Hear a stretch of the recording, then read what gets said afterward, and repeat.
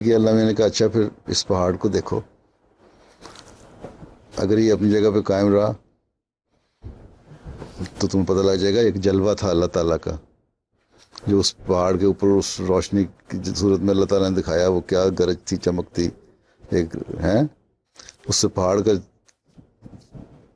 جو دھماکہ ہوا ہے اور اس کے ٹکڑے اڑے ہیں نا، تو حضرت موسیٰ بے ہوش ہو کے گر پڑے تھے. میں نے کہا اللہ میاں مجھے ایمان آ گیا تجھ پہ.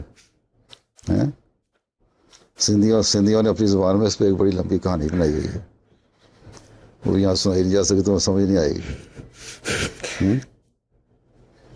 چلو، جزاک تو اللہ. ایمان تو ان کو پہلے بھی تھا، صرف دیکھنا چاہتے تھے، اللہ کا جلوہ نہیں دیکھ سکے. اور اللہ کا جلوہ ہی ہے جو مطلب ہے کہ نظر آ سکتا ہے، اللہ تعالیٰ کی ذات تو نظر نہیں آ سکتی، ایک نور ہے.